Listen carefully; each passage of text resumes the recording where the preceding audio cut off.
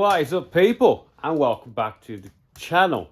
So straight off, my fire's been really noisy. The wood's crackling away. So what we are doing today on the Metro arms is anti-roll bar brackets. Now when I sent one down to London, the chap gave me an idea of where they need to be.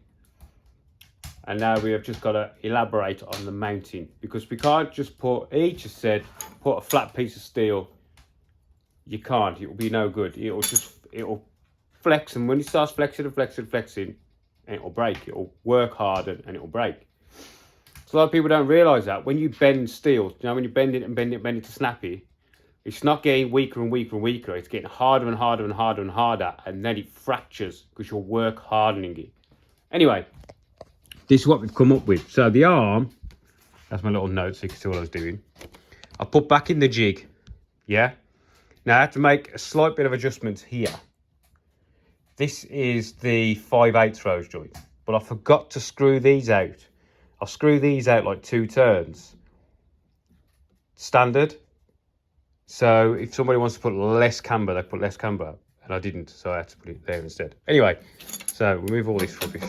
This is what I've come up with. Just a little bracket. Just going to be made out of 3mm with sides. But what I had to do is, if I put that back in there, you'll see, because this is going down, this isn't square at 90 degrees. But I wanted the roll bar bracket to sit square. Yeah?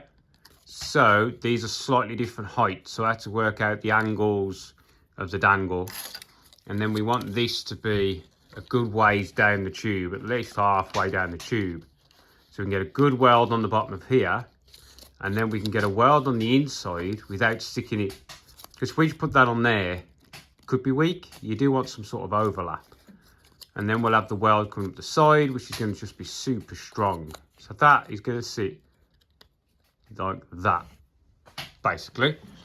So we've got to make these, and we need 12 of them for every arm. I went through this morning and retapped every hole just to make sure they're all nice and clean. Yeah, whatever, it's not gonna, yeah. Because I have gone ahead, I've spent like 150 quid on taps just to complete this job.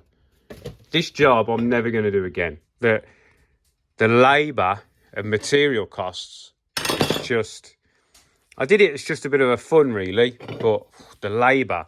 We've still got all these pins to make, yeah? All these. And I've got the material here, the EN16, cut ready, but I'm too short. And my material stockings haven't got any. So I'm going to have to hold back 2 arms for now. Right, so what I'm going to do is I'm going to get the 3mm out.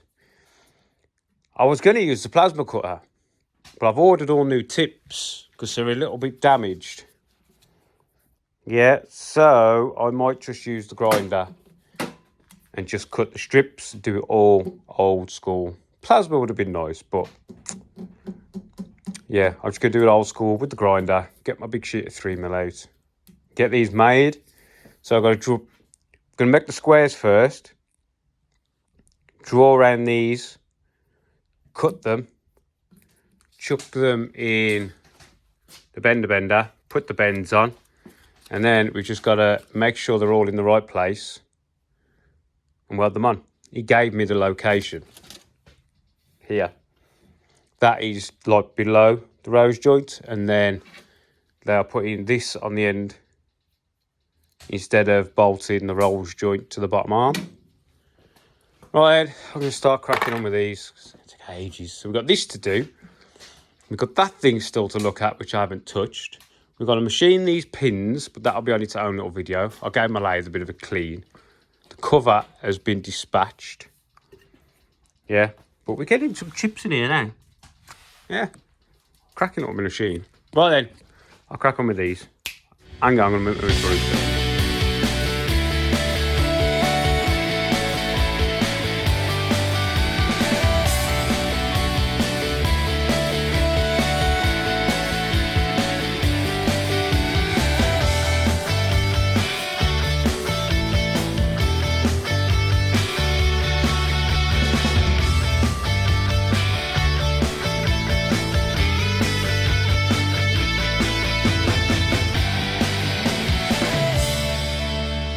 fine. I'll try to explain what I'm doing with this old little bender thing here. So I've cut the steel, 55. I'm getting an echo off a gas bottle. 55 by 50. So when you come to use one of these, right, you've got to set your thickness of steel, which is this gap between this and this. There, basically. So you've got enough gap in there when you're bent up. There's enough gap in there for the steel to bend. And you do that, I do it with a punch. Yeah? And there's these here. These black things are eccentric. Let me show you. See how they're eccentric?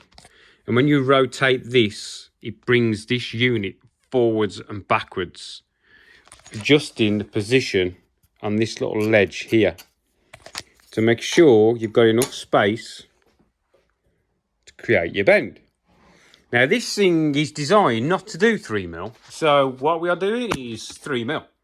So I've had to run it a bit wider, but also I couldn't quite get, well, I got to 90 degrees on my test piece and I went past it.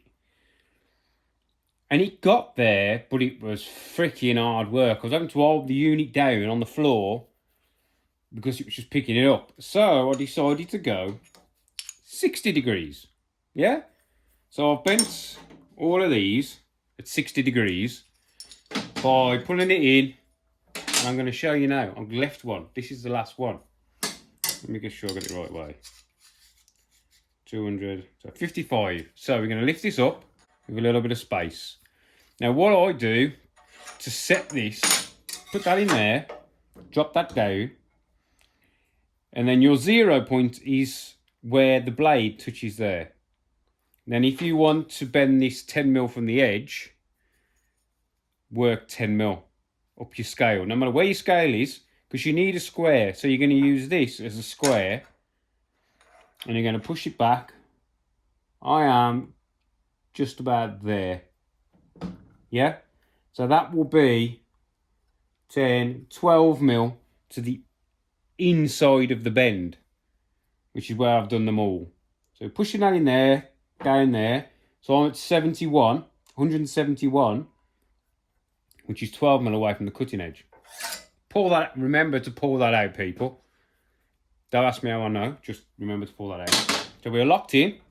We've got our gauge, this is set on 0, and I'm going to pull it round until we get this one onto 30 and 60. Beautiful.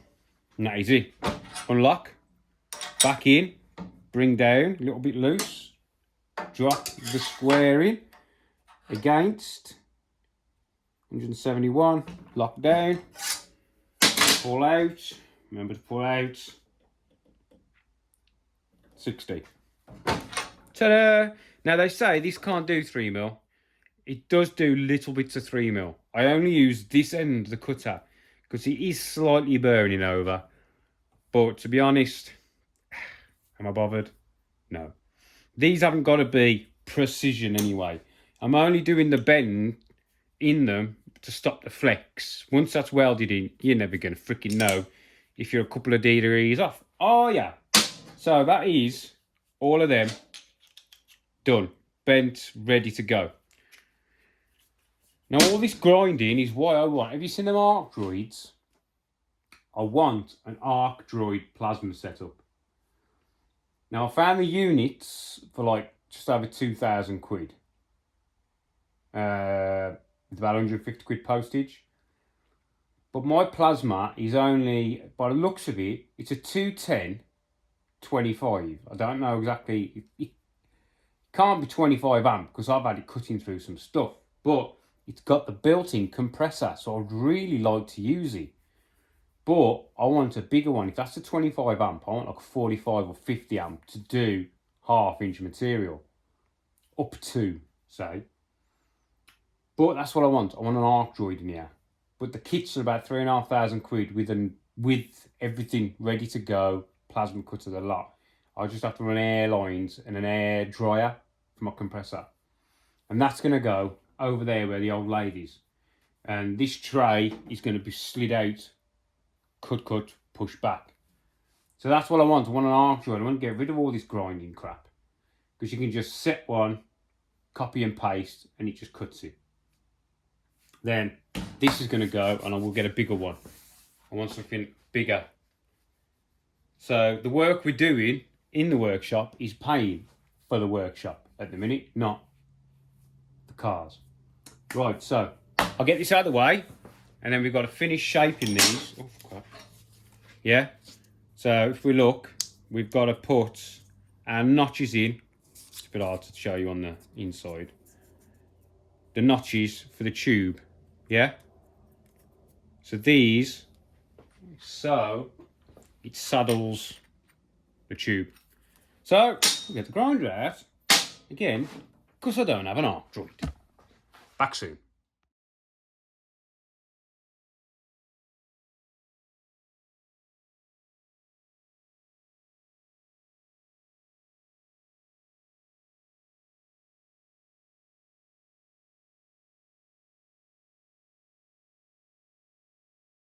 Right, so that's what I've come up with. Yeah, so we've got our, probably do a little bit more at the top of there.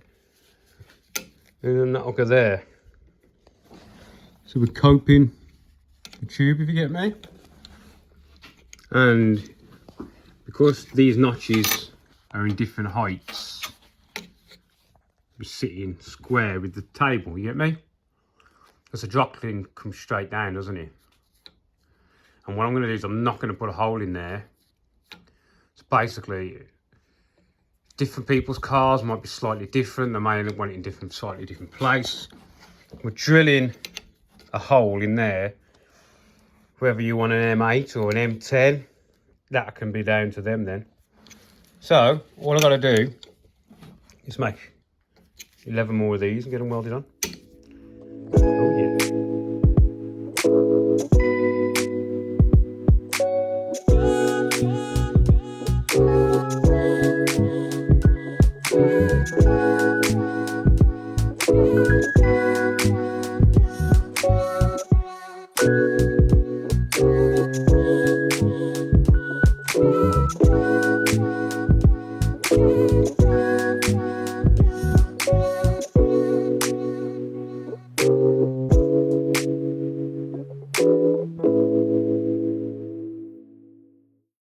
Right, I need to go and take a break. I keep going fucking fuzzy-headed. So, you saw what I've done. Made a little jig on my jig. And what that was giving me was the placement and angle for these. So I made one in my proper jig.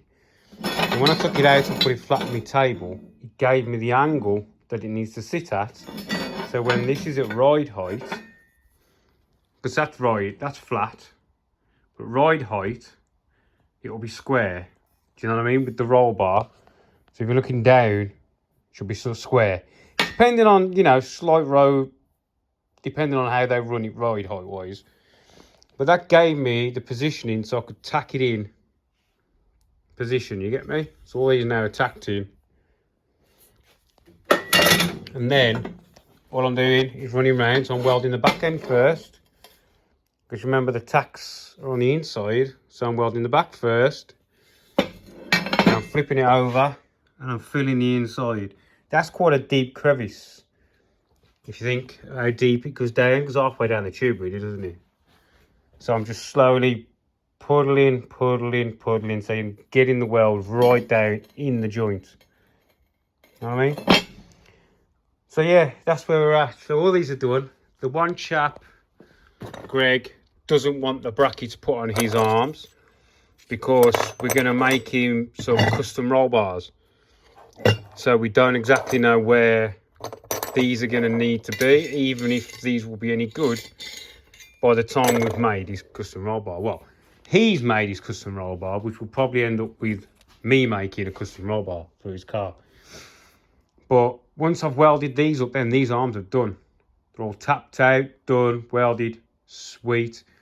Then I can get on to making these.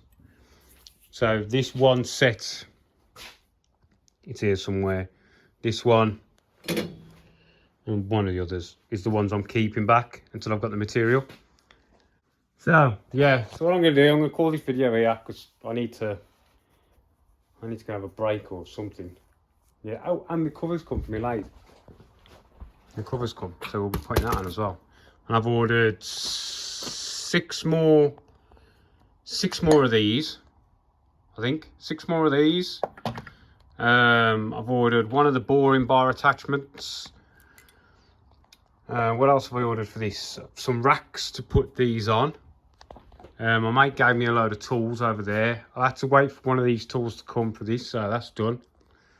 So yeah, anyway, I'm going to have a break and I'll catch you in the next one, people. See you later.